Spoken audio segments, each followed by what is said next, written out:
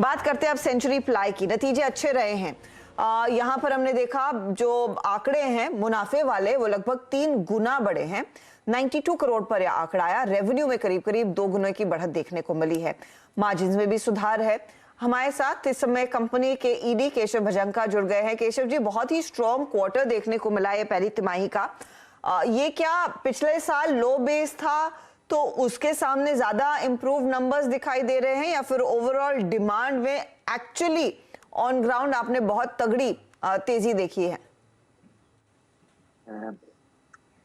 Good afternoon. धन्यवाद मुझे show में बुलाने के लिए। देखिए, दोनों चीज़ों का ही इफेक्ट आया है। लास्ट ईयर बेस डेफिनेटली बहुत कम था क्योंकि ये कोविड का महीना था। मई और अप्रैल में दोनों में काफ़ी प्रॉब्लम आई थी। जून में हमारी सेल थोड़ी नॉर्मलाइज हुई थी, तो टर्नओवर आप देखेंगे करीब डबल हो गया है ऑलमोस्ट। तो डेफिनेटली उसकी वजह से प्रॉफिटेबिलिटी में बहुत चेंज आया है। लेकिन ऑन ग्राउंड भी मैं देख रहा हूँ कि डिमांड में हमने काफ़ी सारे इनिशिएटिव्स जो लिए थे उसका रिजल्ट हमें मिल रहा है।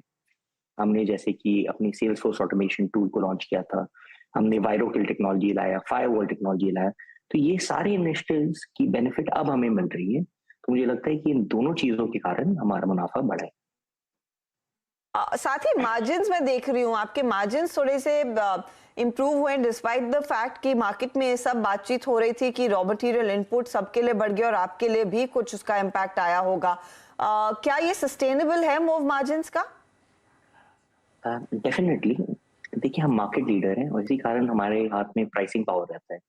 तो जो रॉ मटेरियल कॉस्ट है हम उसको कस्टमर को पास ऑन कर सकते हैं।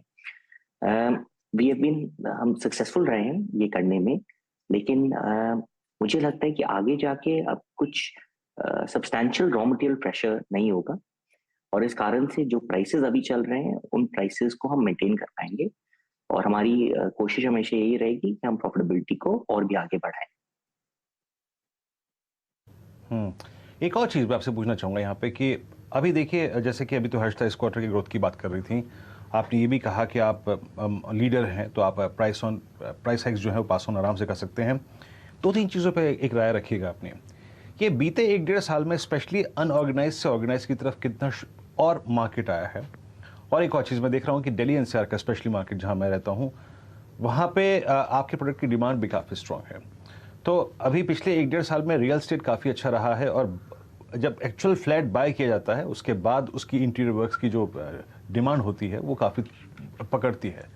तो ये जो पिछला 6 महीना साल भर रियल एस्टेट के लिए बहुत अच्छा गया, तो इसका इम्पैक्ट आने वाले 6 महीने में आपके लिए कैसा होगा, ये समझाइए थोड़ा सा।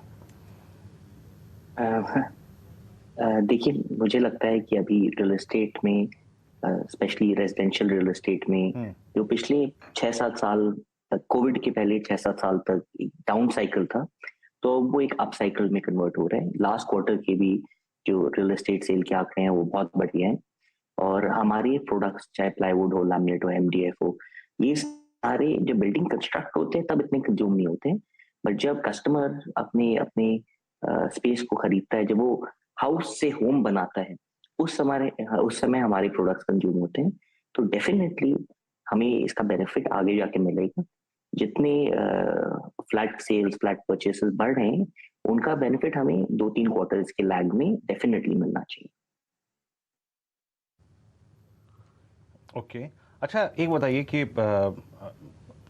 जिस प्रकार की डिमांड है, मैं थोड़ा सा आपसे पूछूं, जैसे कि मैंने इसीलिए पिक्चर ड्रॉ करी कि पिछले 6 महीने में जिस प्रकार की साल भर में रियल एस्टेट डिमांड रही है, तो आपके लिए डिमांड का, उस डिमांड का मतलब क्या है, टॉप लाइन में कितनी ग्रोथ देख रहे हैं आप? और एक और चीज़, कुछ स्पेशल सेगमेंट जहां पे आप लॉन्चेस की तैयारी कर रहे हैं, कुछ नए प्रोडक्ट्स, और एक और चीज़ है, ये फ्लश डोर सेगमेंट कितना अच्छा कर रहा है, specially flush door segment?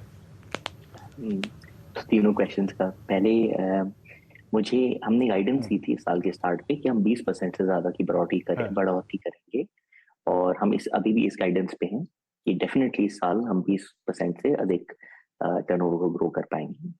Secondly, flash door segment एक अच्छा सेगमेंट है, हम इसमें भी काफी ग्रो कर रहे हैं। मैं एग्जैक्टली क्वांटिफाई नहीं कर पाऊंगा but the growth has been substantial. आपका तीसरा प्रश्न क्या था?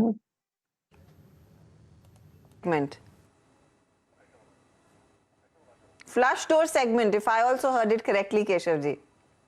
नहीं, I spoke on flush door. Actually वो सेकंड क्वेश्चन एक और ओ था। वीरू, दूसरा वाला क्या पूछा था, पूछे दोबारा प्लीज। मेरे मेरे मेरे मैं टॉप लाइन की ग्रोथ से पूछ रहा था आपसे, रेवेन्यू ग्रोथ अगले 2 क्वार्टर्स में और साथ ही साथ फ्लश डोर सेगमेंट, ये 2 चीज पूछी थी मैंने आपसे। अच्छा, तो रेवेन्यू ग्रोथ जैसे मैं कह रहा हूँ कि हम double digit revenue growth definitely achieve करेंगे बाकी क्वार्टर्स में साल के लिए। Okay, thank you sir, thank you very much for joining us. बहुत बहुत शुक्रिया नतीजों पे बातचीत करने के लिए और अपनी राय रखने के लिए। तो डिमांड काफ़ी स्ट्रांग है। और एक और चीज़ याद रखिएगा, जो हर्षिता का कोर प्रश्न था कि भाई अगर कॉस्ट प्रेशर हैं, since they are market leader, तो वो पास ऑन करने में काफ़ी सक्षम भी हैं। और यकीन मानिए Harshita, century ply, I mean मैं तो मुंबई का तो नहीं जानता मैं, लेकिन हाँ दिल्ली एनसीआर में आप इंटीरियर वर्क को कोई भी अगर आप देखें, आप इंटीरियर डिज़ाइनर को बुला लीजिए, पहला कोट अगर वो करता है प्राइसिंग का तो वो होता है सेंचुरी में। पहला कोट अगर आप देखें वो करता है जो है वो है सेंचुरी में। यस, इसीलिए अगर आप देखें पिछले 2 साल में इस स्टॉक की प्राइस परफॉर्मेंस बहुत स्ट्रांग रही है। मीनवेल एक बार लौटते हैं बाजार पे और मार्केट से डे हाई, और याद रखिएगा एक पॉइंट है, इट्स 15,593। अगर ये पार हुआ स्पॉट में, आपको इस अगले अगर आप देखें तो कुछ मिनटों में, तो आपको एक बहुत स्ट्रांग स्विंग मिलेगा, बहुत स्ट्रांग स्विंग मिलेगा।